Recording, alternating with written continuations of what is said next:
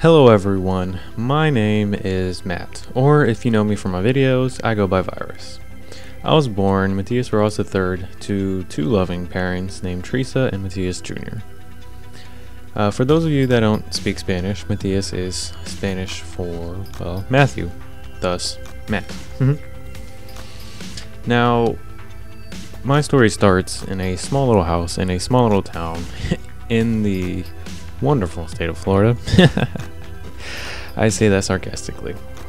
Up until they moved into a smaller trailer, my parents put me in a closet where my crib was and where I slept and all that other stuff. Yes, a closet.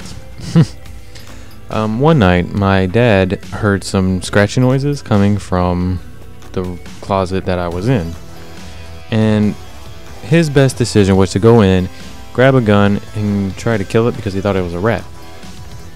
So he grabs his gun, goes to the closet, shoots, breaks my crib, and a possum comes running out and gets out of the house and runs away while I come rolling onto the floor.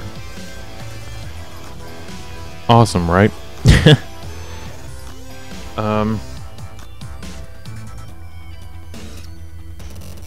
After that, I pretty much started school. Kindergarten at around 6 years old, and then life was pretty easy up until that point. Once 6th grade came around, though, that's when things kind of turned bad for me. It was about 2 weeks into the beginning of the year, my first year of middle school. And one day, the teacher was watching something on the news of a hurricane that was coming straight towards the state of Florida. Which, of course, we all know the name of that hurricane now would be Charlie. That hurricane really changed a lot of my life. When my parents found out that it was coming straight up through Port Charlotte, they decided that it was time for us to leave. So we took off in our car and went to my grandparents, who had just recently moved back in June during the summer. They had moved to Haines City, where my aunt lives. We went up there during the hurricane, where it was much safer than in our dinky little trailer. But while this was all going on, the hurricane was going straight up through our town. And during the time that it was going through our town, 4 tornadoes touched down, and I lost someone very dear and near to me. My grandfather was trying to fix a broken window because the wind and stuff was coming in the house, and he didn't want anything to get messed up or anything like that. So he went to grab a board, and he wanted to put it back up to stop it from coming in. And he couldn't handle it, and he had a heart attack and died before he hit the floor. My grandmother was devastated, and my aunt, at the same time while we were in Haines City, called my mom about the time the storm had just gone past us. And before she had called, lightning struck a transformer right outside the window, and the power went out, which caused everything to look like this, black and empty. While the time after that, once my mother got the call, she broke down in front of me. I didn't know what was going on until she told me. She went back to my grandparents' room and was talking on the phone with my aunt, and my dad was in the room comforting her. All being, I was only, 13 at the time. I had to tell my little brother. It's not easy telling an 8-year-old that your grandfather just passed away when you barely understand it yourself. So that was one turning point from that storm. Another was, it was about a month after the storm.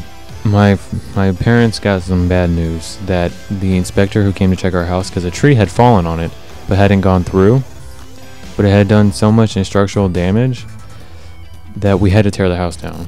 So me, my little brother, my grandfather, and my dad all worked together and took the house piece by piece down. After that, we lived in a FEMA trailer for about 2 years, and it wasn't the best living in the world. It was cramped and small. Me and my brother's room was basically a bunk bed, where we each had one shelf where we could put like little knickknacks, toys, and stuff we liked, and that was it. After that, we finally moved into a bigger house with a bigger yard, which was awesome. But at that time, it was pretty much maybe 7th grade. I was about 14 or 15, and since I was going through all of this, I was also at the time getting picked on at school, bullied. I got picked on for being the quiet kid, being the shy kid. I got called ugly and wimp, stuff like that. But I also got picked on for financial reasons. That really brought down my self-esteem. It got to the point where I eventually started to hurt myself to relieve the pain, because I didn't know how else I could express myself. And you should never do it.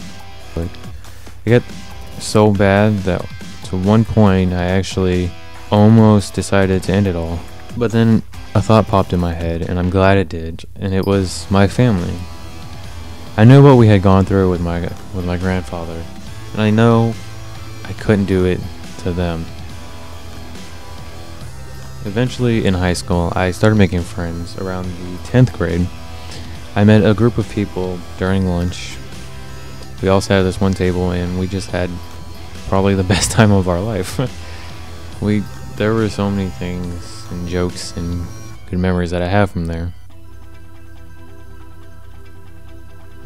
And I'm glad I met those people, because they're still my friends today. But then I found YouTube back in 2008, and it helped build my confidence up a little bit, but not a lot. Because I was just doing, random things and this and that. And I had a few channels before that where they were doing pretty good, but things happened to them and they got closed down, and that sucked. And it just didn't help with me at all. I eventually graduated. I got accepted into college, where I'm currently studying web and graphic design, which is one of my passions, because I started drawing instead of hurting myself, which is probably the best thing in the world for me, because I discovered art. And it turns out I'm really, really good at it. It may not prove itself in this video, but I do have some stuff I'm pretty proud of. And the one thing, though, that kept me going through all this was video games, surprisingly.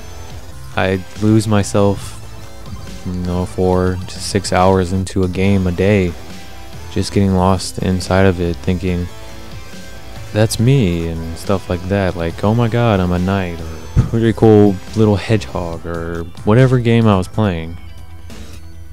And they saved my life, pretty much. That's why I'm glad I have the subscribers I have now, because you guys have been with me for a while, and even my new guys. I'm glad you subscribed, because it makes you a part of my family. Without any of this stuff, I don't know where I would be today. Thanks. Bye.